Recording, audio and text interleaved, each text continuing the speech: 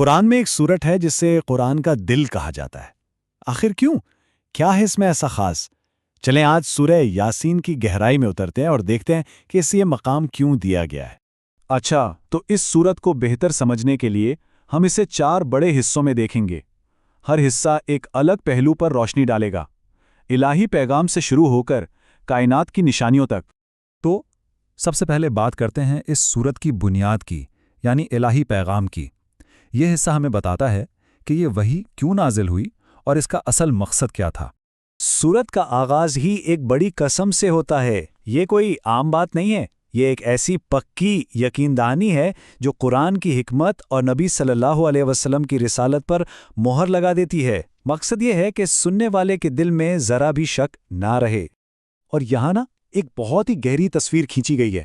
جو لوگ انکار کرتے ہیں ان کی مثال ایسے دی گئی ہے جیسے ان کے گلے میں توق ڈال دیے گئے ہوں، جس کی وجہ سے وہ صرف اوپر ہی دیکھ سکتے ہیں، سیدھا نہیں۔ یہ اصل میں ان کے تکبر کی علامت ہے جو انہیں اپنے سامنے کی سچائی دیکھنے ہی نہیں دیتا۔ چلیں، اب سورت ہمیں ایک کہانی سناتی ہے۔ یہ ایک بستی کی کہانی ہے، ایک ایسی کہانی جو ہمیں یہ دکھاتی ہے کہ جب سچائی کسی کے دروازے پر دستک دیتی ہے تو لوگ کیا کرتے ہیں۔ اس کہانی کو اصحاب القریہ یعنی بستی والوں کی کہانی کہا جاتا ہے۔ ذرا سوچیں تو، ایک شہر ہے، وہاں 2 پیغمبر بھیجے جاتے ہیں، ایک سیدھا سادہ پیغام لے کر، لیکن ہوتا کیا ہے؟ انہیں فوراً ہی سخت مخالفت کا سامنا کرنا پڑتا ہے۔ لیکن بات یہاں ختم نہیں ہوتی۔ ان کی مدد کے لیے ایک تیسرا رسول بھی بھیجا جاتا ہے، پر شہر کے لوگ وہ اپنی بات پر اڑے رہتے ہیں۔ ان کا اعتراض بہت ہی سادہ تھا، لیکن ایک ایسا سوال تھا جو شاید آج بھی لوگ پوچھتے ہیں۔ یہ تھی ان کے انکار کی اصل وجہ۔ وہ کہتے، ارے تم تو بالکل ہمارے جیسے انسان ہو۔ مطلب ان کے خیال میں خدا کا پیغام کسی ایسی ہستی کے ذریعے آنا چاہیے تھا جو انسان نہ ہو، نہ کہ کسی ایسے شخص کے ذریعے جسے وہ روز دیکھتے تھے۔ یہ انسانی تکبر کی ایک بہترین مثال ہے۔ مگر پھر ایک ٹویسٹ آتا ہے۔ جب سب لوگ انکار کر رہے ہوتے ہیں تو شہر کے کونے سے ایک آدمی بھاگتا ہوا آتا ہے۔ وہ اکیلا ہے، لیکن اس کی آواز میں دلیل بھی ہے اور ایمان بھی۔ اور اس کی دلیل بھی بڑی سیدھی اور زبردست ہے۔ وہ کہتا ہے، اے لوگو، ان کی بات مانو جو تم سے کوئی پیسہ نہیں مانگ رہے۔ یعنی جو سچے رہنما ہوتے ہیں وہ اپنے فائدے کے لیے کام نہیں کرتے۔ ان کا مقصد صرف راستہ دکھانا ہوتا ہے، اور یہی تو سچائی کی سب سے بڑی نشانی ہے۔ اس کہانی کا جو انجام ہے وہ واقعی ہلا کر رکھ دیتا ہے۔ وہ ایک اکیلا ایمان والا شخص، اسے تو جنت مل جاتی ہے، اور وہ پوری بستی جس نے انکار کیا تھا وہ ایک ہی چیخ سے تباہ ہو جاتی ہے۔ پیغام بالکل صاف ہے، آپ جو چنتے ہیں اس کے نتائج بھگتنے پڑتے ہیں۔ اچھا، اس کہانی کے بعد سورت کا رخ بدلتا ہے۔ اب بات ہوتی ہے کائنات کی۔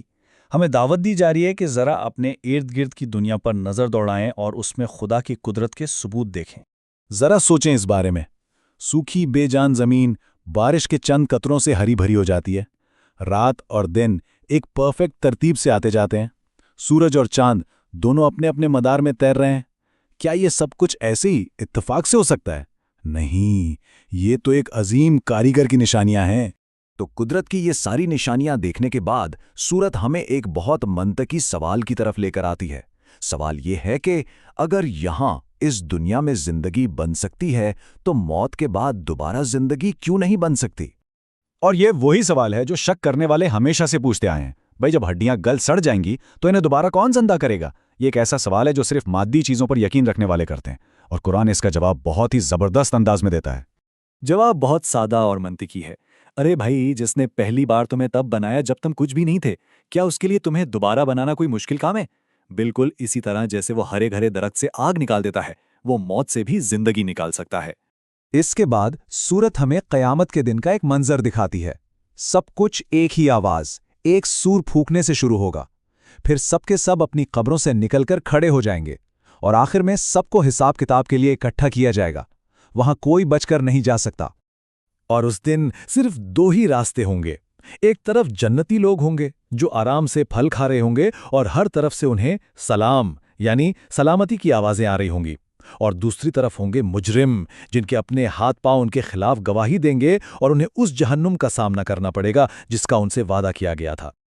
اور آخر میں سورت ہمیں ایک ختمی سچائی کی یاد دلاتی ہے کہ پاک ہے وہ ذات جس کے ہاتھ میں ہر چیز کا کنٹرول ہے، اور اسی کی طرف سب کو لوٹ کر جانا ہے۔